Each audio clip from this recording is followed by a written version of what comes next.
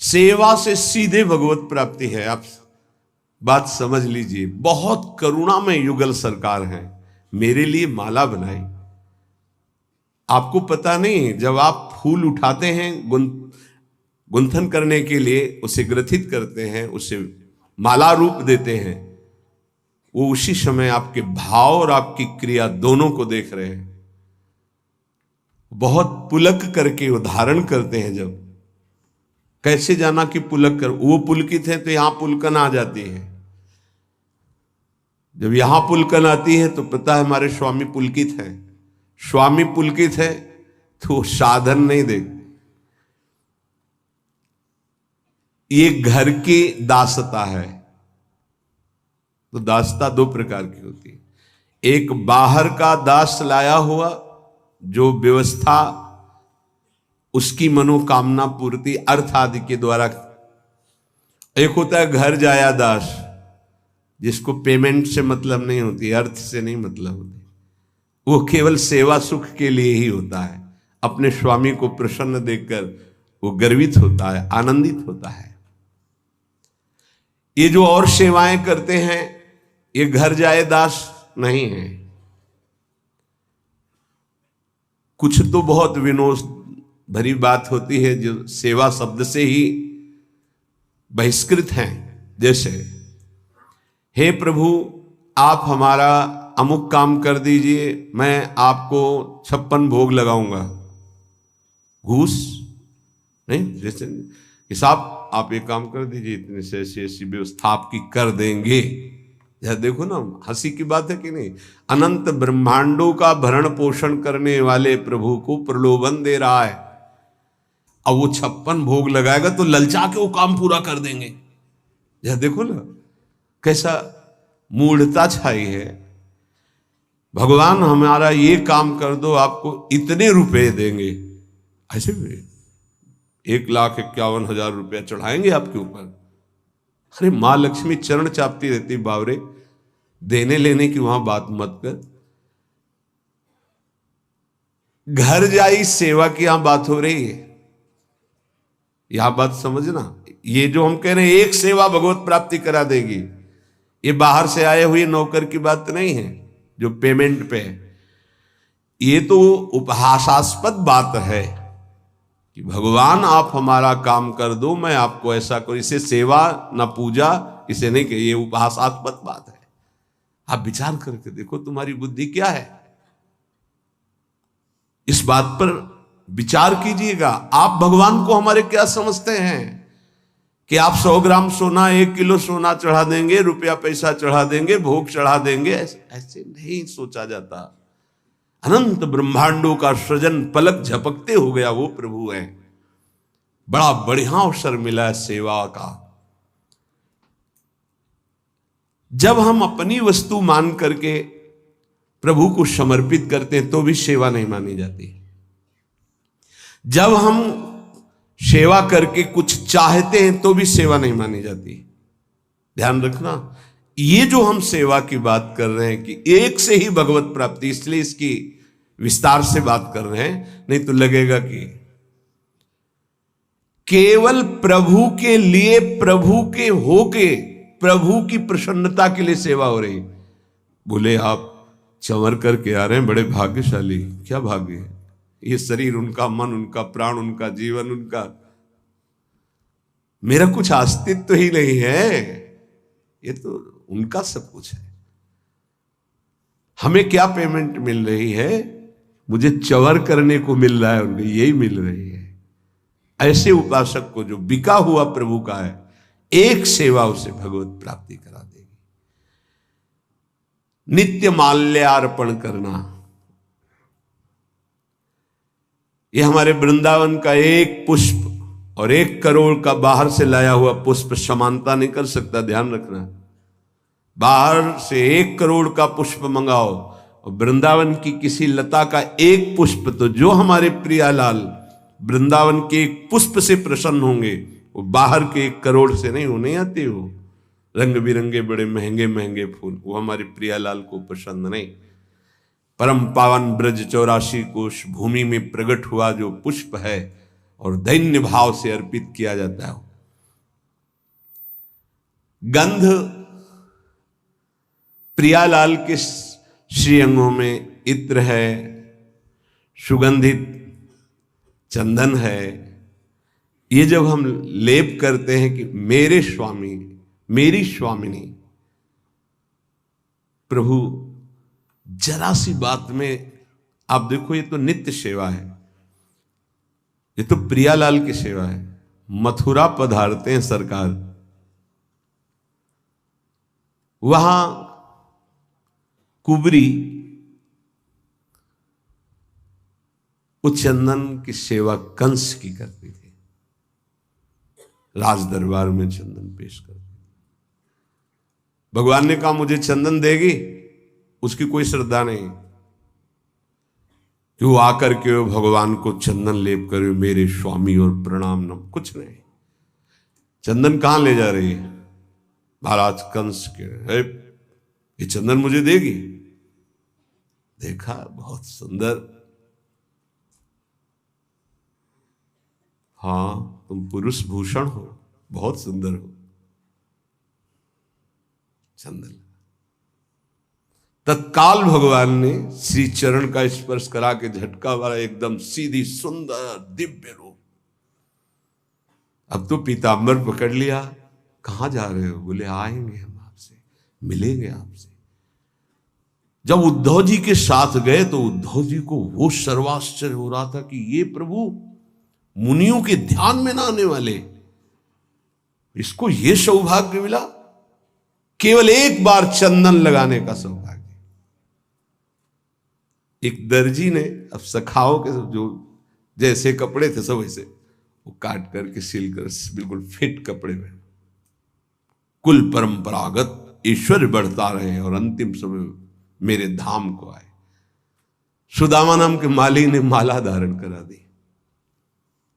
एक एक बार की सेवा में भगवत प्राप्ति, कुल परंपरागत ऐश्वर्य बढ़ता रहे, ऐसा वो हमारे प्रभु हैं। हमारे प्रभु के भी प्रभु हैं प्रेम, और प्रेम का मूर्तिमान स्वरूप है लाडली। आप कहेंगे प्रभु के प्रभु, हाँ, अगर प्रभु को कोई अधीन कर पाया है तो प्रेमाधीन कहा गया प्रभु का, और वो प्रेम का मूर्तिमान स्वरूप हमारी प्रिया जो है। और प्रियालाल दोनों को आपने माला अर्पित की। एक बार माला अर्पित किया तो भागवत में पढ़ के देखिए, एक बार चंदन अर्पित किया तो आप पढ़ के देख लीजिए, एक बार वस्त्र पोशाक सुधार दी तो आप पढ़ करके देख लीजिए। जबकि किसी विशिष्ट भाव सेवा में नहीं कि वो भावावेश में दास्य भाव, सख्य भाव, कांता भाव, सहचर्य, कोई ऐसे भाव का विशेष। जो नित्य प्रभु को चंदन अर्पित करता है, गंध अर्पित करता है, व्यजन पंखा करता है। बरसाने में लाडली जी की पंखा सेवा में एक बाबा वयोवृद्ध रहते, उनकी टांग में फोड़ा हुआ और उसने कैंसर रूप रख लिया। सेवा से नहीं हटते थे, बहुत कष्ट रहता। तो किसी भगत ने देखा तो कहा कि आप चलो एक बार मथुरा चलना पड़ेगा। वहां कहा पंखा सेवा छोड़ के, तो बोले आप जहां लाडली जी का मध्याह्न में शयन होगा हम गाड़ी लेके आ जाएंगे, आपको मथुरा ले चलेंगे और आपको सेवा के समय उपस्थित कर देंगे। तो राजी, जब आज डॉक्टर को देखा तो उनका है तो पैर कटेगा, ये ठीक तो होने वाला है नहीं। तो उनका नहीं, फिर हम श्री जी के पास नहीं जा पाएंगे, पंखा नहीं कर पाएंगे। नहीं, हम मरेंगे बस श्री जी के सेवा करते करते, ये सब नहीं कराएंगे, कोई दवा नहीं, हमें छोड़े। श्री जी के पास छोड़ दिया पंखा। रात्रि में जब श्री जी शयन करती तो बाहर हो बैठे। तंद्रा से आई लाडली जो आई, बाबा तो को कहां पीड़ा है? ऐसे देख बाबा, खड़े होके देख, कोई पीड़ा नहीं तेरे। चेतना आई, खड़े हुए एकदम फिट, कहीं कोई कष्ट ले, एकदम कर तुम अकर तुम अन्यथा कर तुम, स्वामिनी की सेवा में जरूरत है। सच्ची मानिए, ये तो उनका लीला विलास है कि पांच भौतिक नाशवान शरीरों की भक्तों में पीड़ा देखी जाती है। वो केवल बाहरी, आंतरिक जो महासुख मिलता है उसको कौन देख पाता है? तांबूल दानम, श्री स्वामिनी जी को ये अपनी सेवा पद्धति में है। भोग पवाया, आचमन कराया और पान की बीड़ी युगल सरकार को अर्पित की। मृदु मधुर पाद संवाहनम,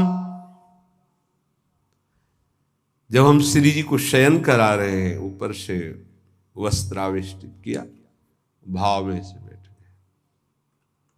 प्रियाजू के चरण चाप रहे, लालजू के चरण चाप। आपको लग रहा है कि खिलवाड़ हो रहा है, इसी से अधीन हो जाएंगे वो। जब एकांत में शांत भाव होकर हृदय से, तो एक दिन देखना आपके ऐसे जो आप कर रहे हैं कि चरण चापने के, उसी में श्री चरण आ जाएंगे। सत्य वस्तु प्रभु है, कोई कल्पना नहीं है। मृदु मृदु पाद संवाहनम, फिर प्रियालाल की हम उत्थापन सेवा करके फिर उनको सुंदर पोशाक, सुंदर माला धारण कराना। ऐसे जो करता रहता है वो महाप्रेमावेश में एक दिन डूब जाता है। महाप्रेमावेश में पुलक शरीर होकर के, देह भाव रहित होकर के वो श्री जी की सखियों में सम्मिलित हो जाता है, राधा दासियों में सम्मिलित। क्या बताया साधन? श्री जी की सेवा परिचर्या। कब ऐसा होगा? कृपा दृष्टिर्दासे हरि हरि कदा श्यान्मयी तयो रिह प्राप्यैकांतम प्रतिदिन मदस्सुर विलप भो। ऐसा हम पर कब कृपा होगी कि मैं हे युगल सरकार आपकी दास्ता से युक्त होकर के अश्रु प्रवाह करता हुआ एकांत में हा मेरी स्वामिनी, हा मेरे प्रीतम विलाप करता हुआ आपकी सेवा में रहूं। अंदर ही अंदर प्रेम विकलता और सेवा में डूबा हुआ हूं। ये वृंदावनाधीश्वरी की सेवा अनंत जन्मों के मानो सुकृत फलीभूत हो गए। यदि आपकी श्रद्धा बन जाए, आपकी भावना बन जाए। प्रायः देहाभिमान होने के कारण साधन भाव में त्याग आदि की तरफ, जिसमें वाहवाही, उसमें तो रुचि साधक की हो जाएगी। पर जो श्री जी की एकांतिक परिचर्या जिसे कोई नहीं जानता, कोई तुम्हें बड़ाई नहीं, बड़ाई प्रिया प्रीतम देंगे, वहां रुचि नहीं हो पाती। जिसमें चार लोग देखें उसमें रुचि हो सकती है, जिसमें प्रिया प्रीतम देखें उसमें एकांतिक रुचि होना है बड़ी विशेष कृपा की बात। इसीलिए कह रहे कृपा दृष्टिर दासे हरि हरि कदा श्यान मई तयो। इस दास पर कभी ऐसी कृपा दृष्टि करो हे हरि, हे प्रभु, हे प्रियाजू, कि आपकी दासता की रुचि हो जाए, बस और कुछ नहीं, आपकी दासता की रुचि हो जाए। स्वयं आचार्य चरण अपने कर कमल से वृंदावन के वृक्षों से, लताओं से गिरी हुई सूखी लकड़ी बीनते थे और रसोई बनाते थे। एक बार नाहरमल जी आए, उन्होंने देखा कि पूज्य सदगुरुदेव भगवान अपने पीतांबर में लकड़ी बीन रहे हैं। ये हम लोग जो पीत वस्त्र धारण करते हैं, ये अपनी स्वामिनी के श्री अंग कांति का भाव करके, और सदा बसंत रहत वृंदावन, बसंती रंग वृंदावन की शोभा, और हमारे प्रीतम पीतांबर धारण करते हैं। पूरी उपासना है, ये गुरु प्रदत्त है, कोई मनमानी नहीं कि हम पीला ऐसे मन में आया और धारण कर लिया, ऐसे नहीं। नाहरमल जी ने देखा कि पूज्य आचार्य चरण अपने पीतांबर में लकड़ी ऐसे, लगा मेरे गुरुदेव बहुत धनी मानी। उन्होंने कहा जय जय, आप रहने दो नाए, वो हम धीमर को बोल देंगे, वो बीन करके ढेर सारी लकड़ियां जमा कर देगा। आप महाप्रभु ने कहा होश में हो आप, क्या बोल गए? महाप्रभु के हृदय में दुख पहुंचा इस बात से। परम रसिक महापुरुषों की कृपा से मुझे मेरी स्वामिनी की सेवा मिली, और मेरी स्वामिनी की सेवा को आप धीमर से करवाने की बात करते हो। तुम शिष्य हो हमारे, जाओ मैं तुम्हारा त्याग करता हूं, आज के बाद हमारे सामने मत आना। रजोगुण लेकर वृंदावन आते हो, जानते नहीं हो स्वामिनी की सेवा को धीमर से करवाने की बात तुमने कर दी। जब श्री जी ने स्वयं महाप्रभु जी से कहा कि इसका कोई दोष नहीं, आपके सुख के लिए कह रहा, शब्दों में त्रुटि हो गई। अगर कह देते प्रभु आप विराजिए, हम बीन करके एकत्रित, तो कहीं तक बात बहुत उचित थी, पर धीमर से करवाने की बात। जब हरिराम व्यास जी आए, महाप्रभु उस समय बटलोई चढ़ाई हुई थी श्री जी की रसोई मनिया करने के लिए। सूचना मिली कि कोई बहुत प्रकांड विद्वान दिग्विजयी पंडित ओरछा के राजा के गुरु हरिराम व्यास जी आपसे वार्ता करना चाहते हैं। पहले को आगे महाप्रभु ने बटलोई उतार के रख दी। कहा कि हम प्रश्न तो बाद में करेंगे, पर प्रभु आपने बटलोई क्यों उतार दी? बोले आपसे बात करनी है ना। बोले हाथों का काम है बात करना, हाथों से सेवा करना और मुख से बात करना, तो हाथों का काम हाथों से होने दीजिए और मुख से बात कीजिए। बोले यहां नहीं होता, ये यहां नहीं होता, ये व्यवहार नहीं है, ये प्रेमोपासना है। और तत्काल एक पद की रचना जो श्रीमद चतुरासी जी में, यह जो एक मन बहुत ठौर करी। जरा विचार कीजिएगा किस कोटि का भाव है कि हम मुख से बोल भी नहीं सकते।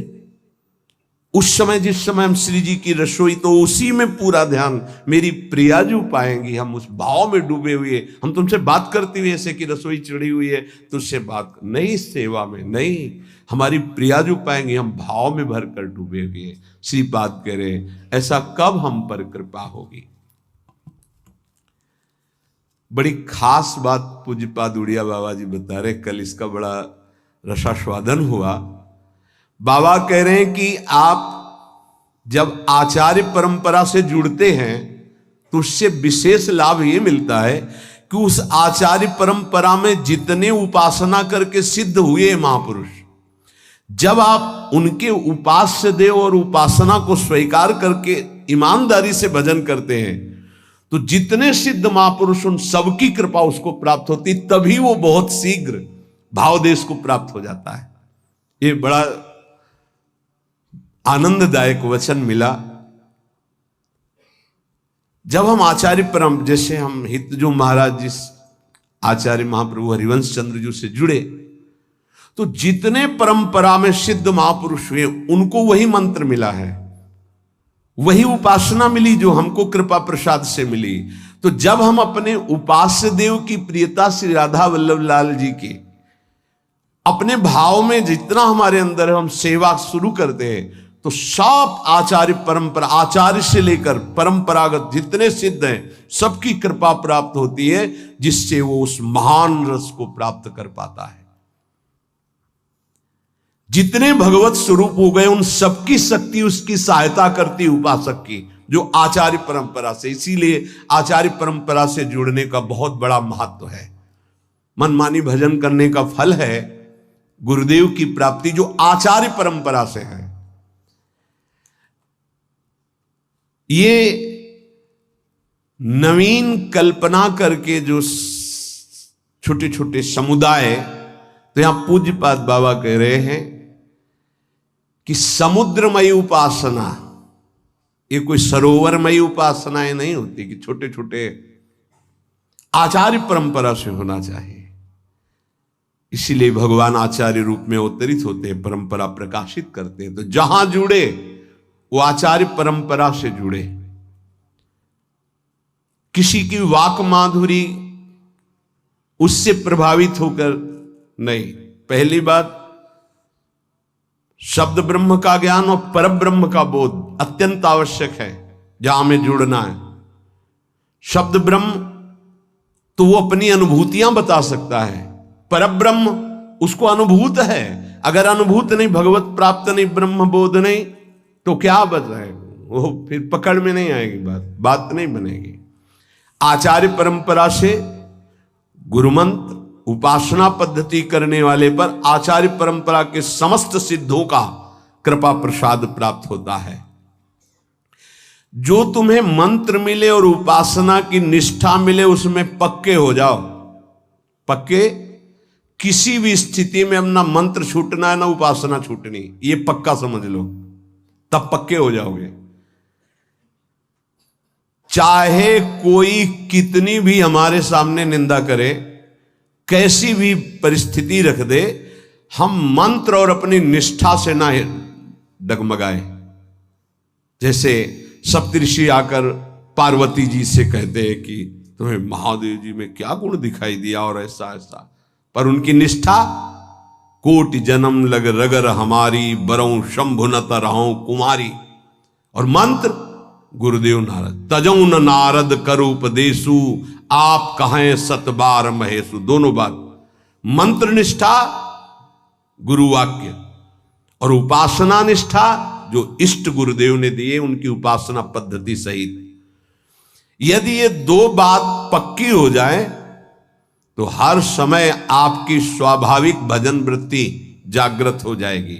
जब तक ये पक्की नहीं होती तभी तक अखंड भजन नहीं होता।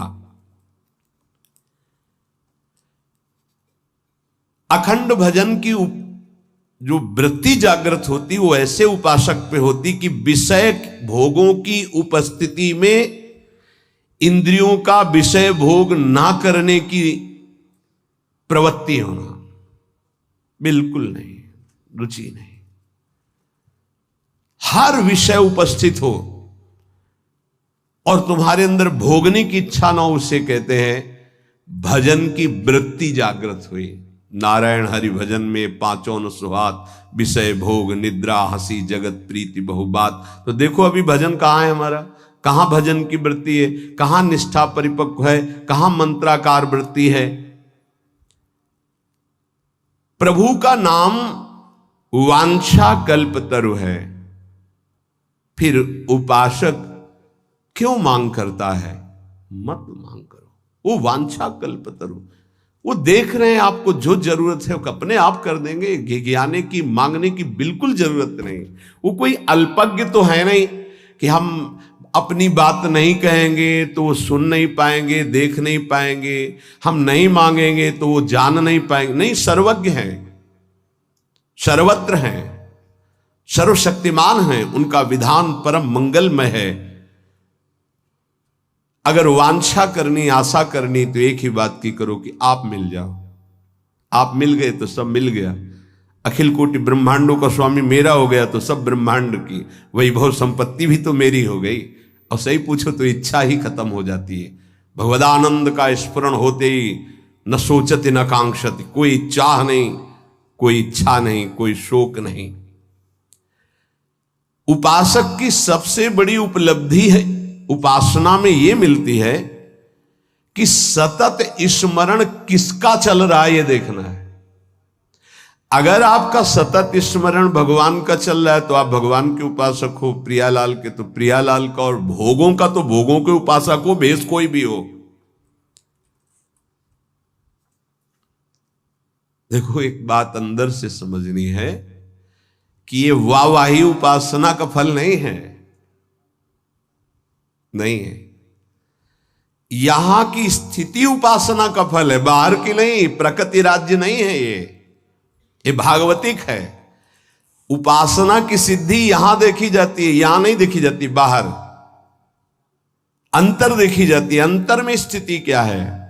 निरंतर भगवदाकार, मान अपमान निंदा स्तुति आदि में सम स्थिति ठीक है। ये बाहर की तो इसका क्या भरोसा? परिवर्तनशील संसार, परिवर्तनशील शरीर, क्या भरोसा है इसका?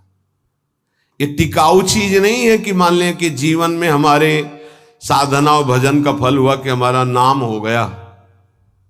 ये अज्ञान की वृत्ति है, ये साधना की वृत्ति नहीं है, ये उपासक की वृत्ति नहीं है, ये जिज्ञासु या ज्ञानी की वृत्ति नहीं है, ये घोर अज्ञान की वृत्ति है। चार अल्पज्ञ पुरुषों के द्वारा दिया गया सम्मान और उससे हम ये मान ले कि हम महान हो गए, ये अल्पज्ञता ही है, अज्ञान ही है। स्नेह भरा निरंतर स्मरण उपासक की उपासना की परिपक्व अवस्था है। ये बहुत बचना चाहिए सम्मान से, लोकप्रियता से, लोक रिझावे से। इसका कोई अस्तित्व नहीं है, कोई अस्तित्व नहीं है। आपको लगता है कुछ तो है, कुछ नहीं है। जैसे लगता है कि 100 लोग तो प्रणाम करें, कुछ तो है। बिल्कुल नहीं हो सकता, कुछ नहीं हो सकता। ऐसा भी हो सकता है, कितने हजार की भीड़ लगती है। फिल्म वाले जो बना होता, क्या थिएटर कहते हैं, कितने हजार, क्या होता है उसमें, कितने हजार लोगों को आप देखो, दिन भर वहां आना जाना लोगों का चलता रहता है। 3 घंटे का शो चलता है, हजारों लोग होते, क्या होता है, कुछ नहीं, झूठे पे झूठा। तो हजारों लोग मानसिक बुद्धिमान तो है ही, वहां है तो कुछ तो होगा, कुछ नहीं। व्यर्थ का पैसा, व्यर्थ का समय, व्यर्थ का चिंतन, व्यर्थ की लीला, उसमें राजी है। तो 100 लोग हमें प्रणाम कर दिए, नमस्कार कर दिए, हम मान लिए हम कुछ हो गए, कुछ नहीं है, कुछ नहीं, कुछ नहीं, जीरो। बोले बड़ा यश है, जब तक पुण्य है तब तक है, पुण्य खत्म तो अपने आप समझ में आ जाएगा क्या हो। स्थिति पुण्य और प्रभाव, सम्मान, मान, इनसे नहीं होती। 4 लोग जान भी नहीं सकते, बगल से निकल जाए सिद्ध महापुरुष, उनको पता थोड़ी चलेगा। कभी सम्मान और प्रियता को अपनी साधना की स्थिति न समझ ले। साधना की स्थिति स्नेह भरा आराध्य देव का स्मरण और द्वंद्वों में समता, ये प्राप्त हुआ तो साधना का फल मिला। ये सब नहीं, कुछ नहीं भाई, कुछ नहीं। जैसा कह रहे हैं विश्वास करो, कुछ नहीं। चमड़ी और दमड़ी का चमत्कार, पुण्य उसका चमत्कार। चमत्कार यहां का, सिद्ध महापुरुषों का यहां का होता है, हृदय का। लौट कर अपने हृदय में देखो, सम्मान सुख दे रहा है, हां। अपमान बुरा लग रहा है, हां। कुछ नहीं मिला आपको, अध्यात्म का कुछ नहीं मिला, ये तुम्हारे पुण्यों का है खेल। तुम्हारे लिए संसार में कोई निंदा का पात्र है? बोले हां है। कोई प्रशंसा का पात्र है? हां। कुछ नहीं हुआ तुम्हें, कोई ज्ञान नहीं है, कोई तुम्हारे अंदर अध्यात्म नहीं जागृत हुआ। अगर निंदा की जाती तो इस शरीर की, निंदा की जाती तो मन और इंद्रियों की जो विषयगामी है, प्रशंसा की जाती तो सत्य सच्चिदानंद भगवान में स्थिति की, बस। और तो चराचर जगत भ्रम में भटक रहा है, इसकी क्या निंदा। ये सब भगवत स्वरूप खेल हो रहा, त्रिगुण माया का। मनुष्य शरीर बहुत मलिन है, इससे एक ही उज्ज्वलता है, भगवत प्राप्ति। सबसे बड़ा लाभ है मनुष्य शरीर का भगवत प्राप्ति। ये नहीं हुआ तो बहुत ही गंदा है, कुछ नहीं। भगवत भजन होके भगवत प्राप्ति नहीं हुई तो इस शरीर की दुर्लभता जो वर्णन की गई है वो भोगों के लिए नहीं है। जब उपासक उपासना में लगता है तो उसको विघ्न डालने के लिए सबसे बड़ा शत्रु खड़ा होता है, जिसका नाम अहंकार है, अभिमान। जहां अभिमान हुआ तो उसका परिचय है कि आप में अभिमान है कि नहीं। जब दूसरों में दोष दर्शन होने लगे तो आप में गुणाभिमान हो चुका है, इसीलिए दूसरों में दोष दर्शन होते हैं। दोष दर्शन करने वाला निंदा करके ही रहेगा, वो दूसरे की निंदा करेगा, दूसरे का अपमान करेगा। उपासना सबसे छोटा बनना सिखाती है, और वो अपने को गुणी मानकर जब दूसरों की निंदा करता है तो उपासना में किया कराया सारा तप सुकृत नष्ट हो जाता है। बहुत ध्यान से इसे सत्संग कहते हैं, जो सत से संग करा दे। उपासक उपासना में देखता रहे कि कहीं किसी बात का अहंकार तो नहीं है, अभिमान तो नहीं बढ़ रहा। वो उसका परिचय यही है, आप निंदा करो या न करो, दूसरों को देख के यदि दोष दर्शन होने लगे तो अपने में गुणाभिमान जागृत हो गया और वो आपको गिराएगा, पक्का गिराएगा। बहुत सावधानी की जरूरत है। तुमको ये नहीं देखना क्या सत्य है क्या असत्य है, तुमको तर्क में नहीं फंसना। तुम्हें जो गुरुजी ने उपासना दी वो परम सत्य है, उसी में चित्त को समर्पित कर दो। जो विषयों से प्रेम करता है वो प्रिया प्रीतम का प्रेमी नहीं होता, और जो प्रिया प्रीतम का प्रेमी होता है वो विषयों का प्रेमी नहीं होता। विश्वास करो, ये जीवन केवल प्रभु के प्रेम के लिए प्राप्त हुआ है। अगर हमारे इस जीवन में भगवत प्रेम नहीं हुआ तो कैसा, फिर जीवन का मतलब क्या रहा। प्रेम कहां से प्रकट होता है? भगवत भक्तों के चरित्र पढ़ना, भगवत भक्तों का संग करना, निरंतर भगवान नाम जप करना, शरीर पोषण के लिए भगवत प्रसाद पाना, स्वरूप पोषण के लिए गुरु मंत्र जपना, भगवान की लीलाओं का गायन श्रवण करना, इसी से प्रेम का प्रादुर्भाव होता है।